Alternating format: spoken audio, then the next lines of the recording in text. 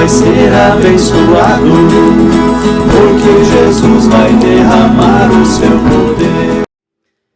Que a paz do Senhor esteja contigo nesse tempo de reflexão da palavra de Deus. Nós, meus irmãos e minhas irmãs, nós acreditamos que a pandemia vai acabar. Nós cremos que Jesus vai voltar. E nós vimos que Deus não quer que nenhum se perca, mas que todos cheguem ao arrependimento, como vimos em 2 Pedro, capítulo 3, versículo 9. Pergunta que me fiz essa semana e faço a todos nós: como, de que forma, de que jeito e qual estado ficaremos após o fim da pandemia? Como, de que forma, de que jeito e qual estado Jesus vai nos encontrar quando Ele voltar? Que igreja Jesus vai encontrar quando Ele voltar?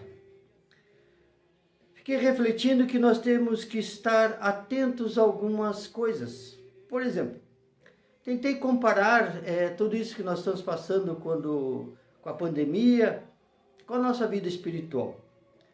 Por exemplo, com relação à pandemia, ao vírus, nós sabemos que tem os sintomas, nós temos que ter o cuidado, nós temos que ter um tratamento e uma solução.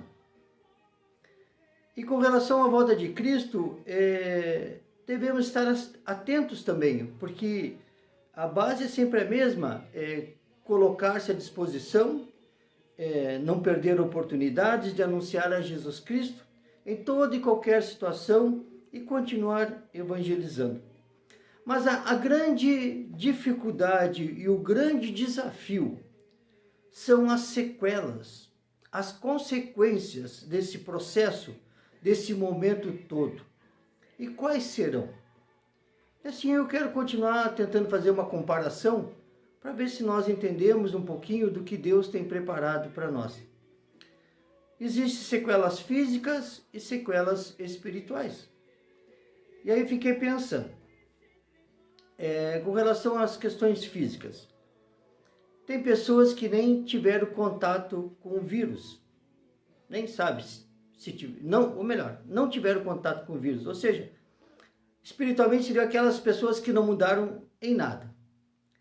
Mas também tem aqueles que eram assintomáticos, ou seja, aqueles que não souberam que tiveram o vírus. Ou seja, espiritualmente são aqueles que pensam que não mudaram, só eles não enxergaram. Tem os sintomáticos, ou seja, aqueles que tiveram alguma mudança. Mas indiferente dos sintomas ou não sintomas, existe um tratamento, tanto para o vírus, quanto para aqueles que sentiram que a sua fé enfraqueceu. No tratamento do vírus, algumas pessoas fizeram um tratamento precoce, outros tiveram que fazer o tratamento posterior em casa, muitos tiveram que ser imediatamente hospitalizados, e algumas pessoas ainda tiveram que passar pela UTI. Infelizmente, algumas pessoas não resistiram. Já para a nossa fé, vida espiritual, o tratamento nós vimos semana passada, que é o seguir, o viver, o lembrar e o esperar. O seguir, nós vimos porque cremos, e se cremos, nós seguimos aquele que nos dá a palavra da verdade. E nós vivemos porque nós precisamos de algo maior do que nós para viver.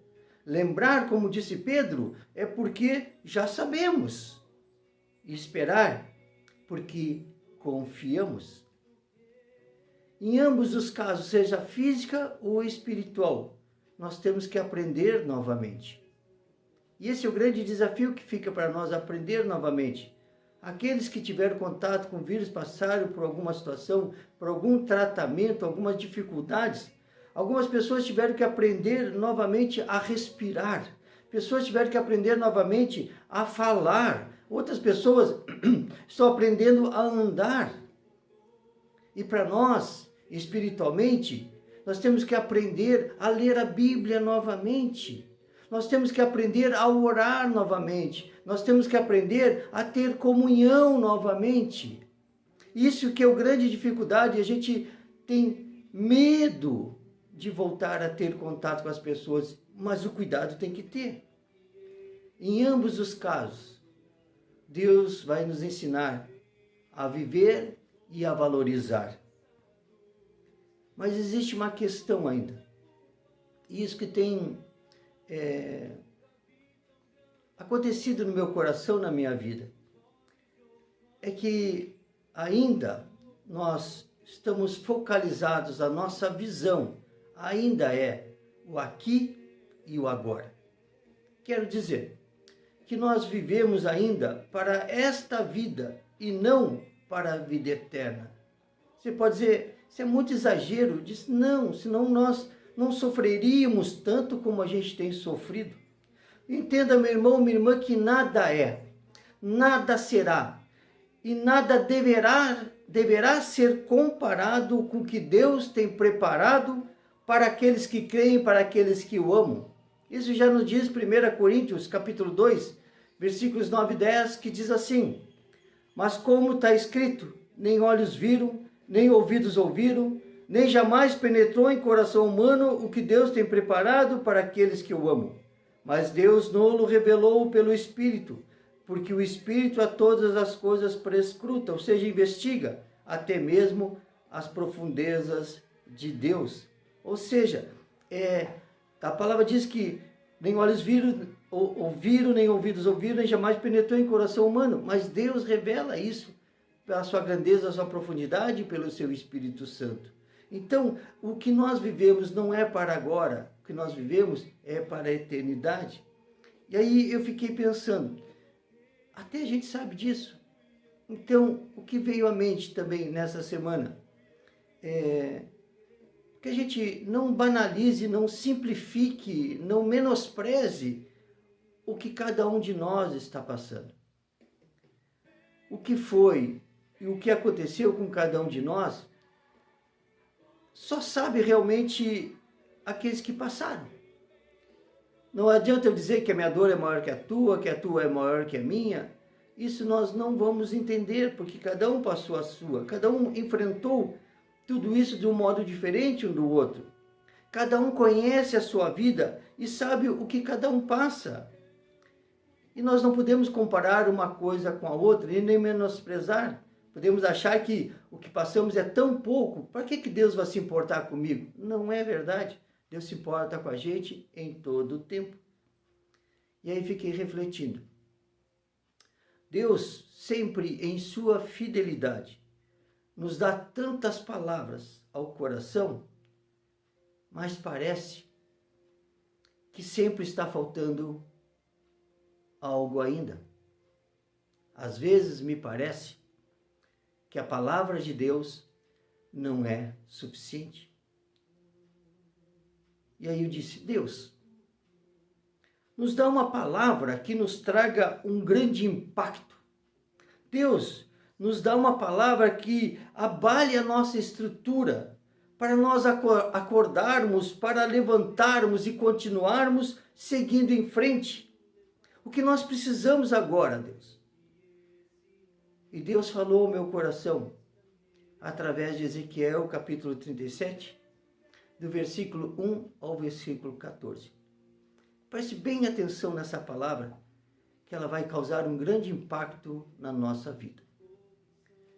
Veio sobre mim a mão do Senhor, e Ele me levou pelo Espírito do Senhor e me deixou no meio de um vale que estava cheio de ossos.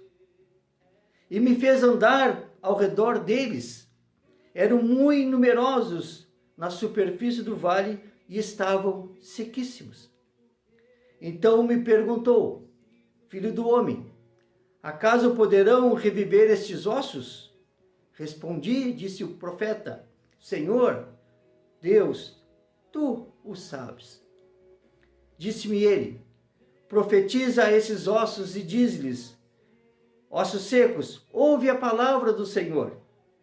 Assim diz o Senhor Deus a estes ossos, eis que farei entrar o Espírito em vós e vivereis. Porei tendões sobre vós, fareis crescer carne sobre vós estenderei pele, e porei em vós o espírito, e vivereis. E sabereis que eu sou o Senhor. Então profetizei segundo me for ordenado.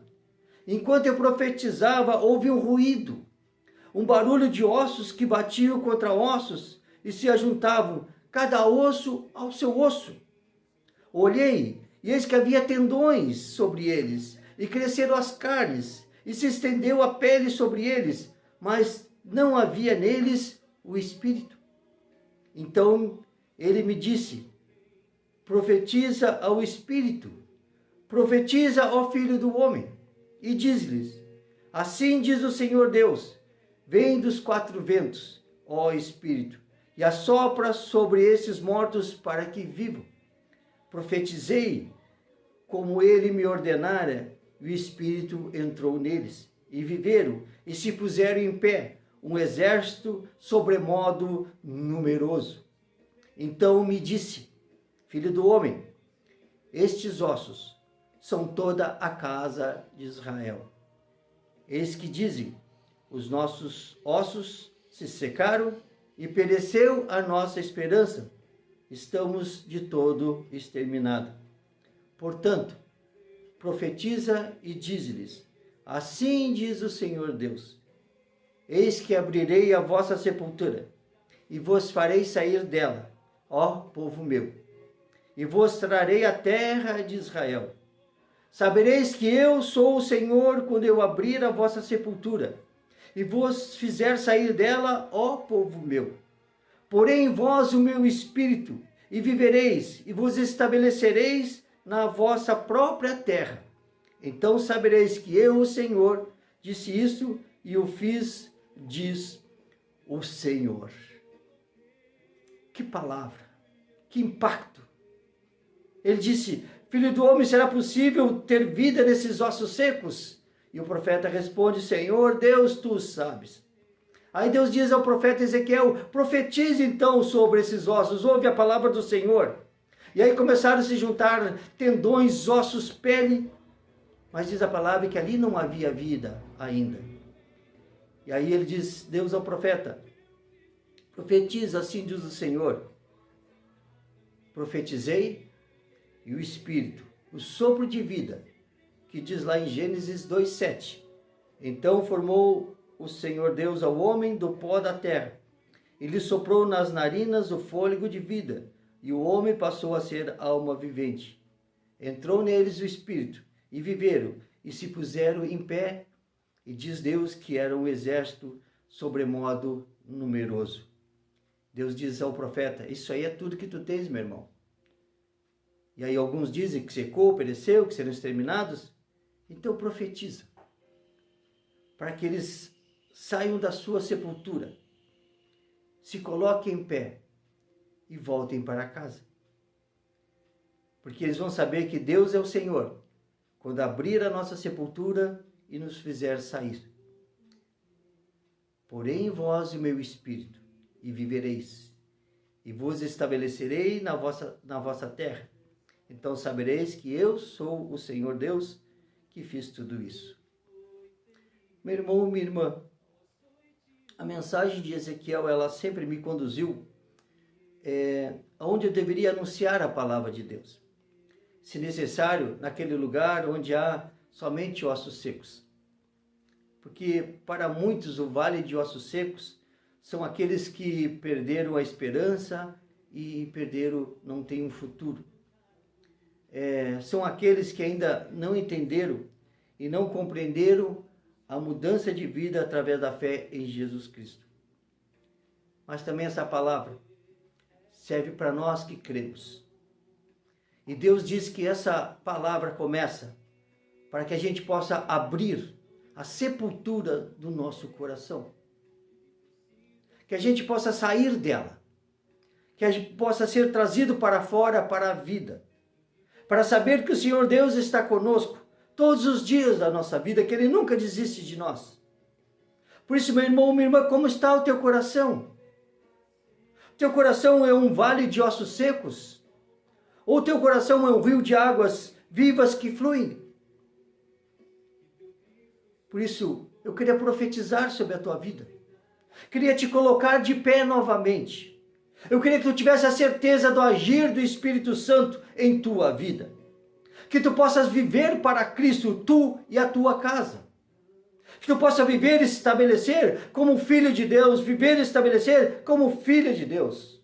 E tudo isso, meu irmão, minha irmã, passa pelo amor, que é o vínculo da perfeição.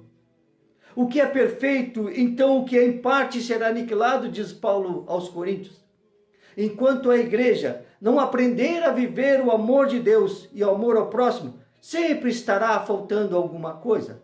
Enquanto eu não entender que eu sou cidadão do reino de Deus, sempre vai faltar alguma coisa. Nunca a palavra vai ser suficiente. Por isso, meu irmão e minha irmã, não duvide da palavra de Deus. Anuncie e viva essa palavra na tua vida. Ajude e seja ajudado. Reparta e divida. Começa por ti, começa agora. Deus pode restaurar a tua vida. Deus pode restaurar a minha vida. Deus pode restaurar a nossa vida. Mesmo que Jesus encontre um vale de ossos secos, Ele é capaz, Ele é poderoso para restaurar. Ele é capaz, Ele é poderoso para fazer tudo novo, para dar uma nova vida. Por isso, Deus tem poder para deixar tudo pronto novamente, para nós lutarmos e servirmos como Ele deseja. O tema nosso dessa semana, como Jesus irá nos encontrar? E eu pergunto, como Jesus irá nos encontrar? E a nossa resposta, porque Deus profetizou sobre as nossas vidas, para que possamos ter uma nova vida, só existe uma resposta: vamos estar vivos, vamos estar eficazes, vamos estar servindo ao Senhor. Quando te perguntar como Jesus irá voltar, como te encontrar, como você está, você vai dizer: estou vivo. Muito obrigado, Senhor. Fique na paz, Senhor, em nome de Jesus. Amém.